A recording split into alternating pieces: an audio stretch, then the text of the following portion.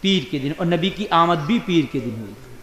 لیکن اس میں اختلاف ہے، کچھ لوگ الگ بھی بتاتے ہیں، لیکن پیر کے دن. وصال ہونے کے بعد میرے نبی کا جسم اقدس وہیں رکھا رہا آپ کے حجرے میں.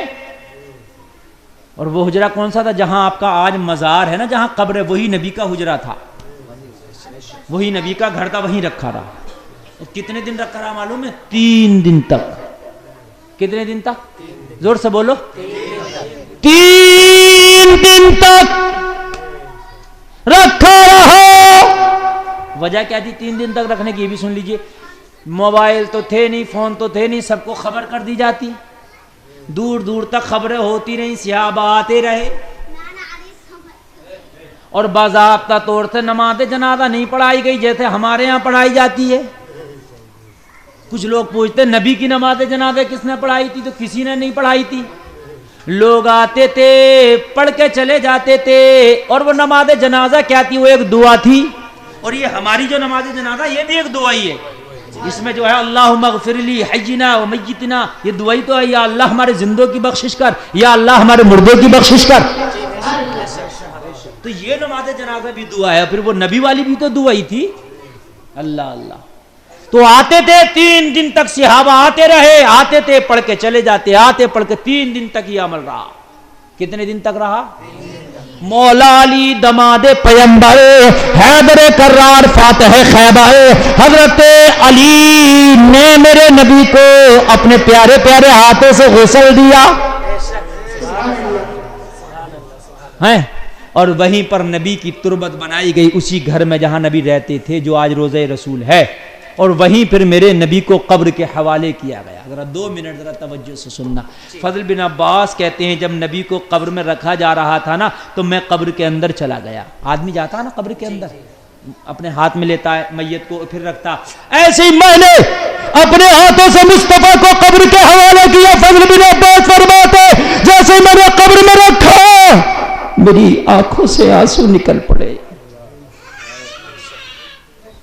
میری آنکھیں ساون بھادو کی طرح برسنے لگی.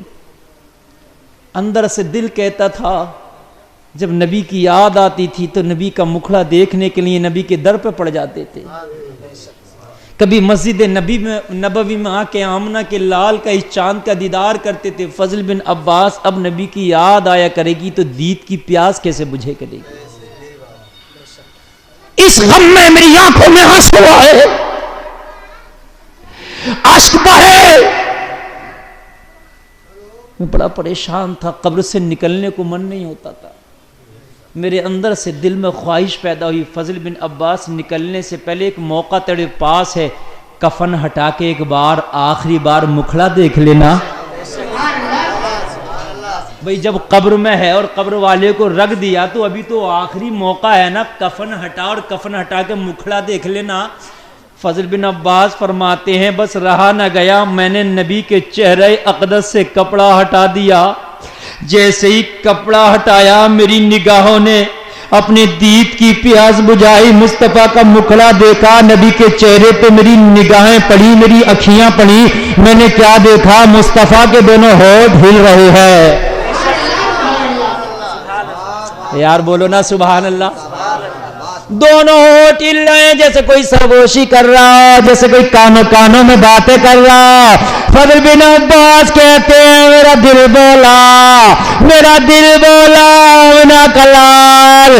قبر کے اوپر بھی زندہ تھا، قبر کے اندر بھی زندہ ہے. تبھی تو بریلی کے اعلیٰ حضرت بولے تو زندہ ہے واللہ، تو زندہ ہے واللہ، میرے چشمے عالم سے چھپ جانے والے. ہائے ہائے ہائے.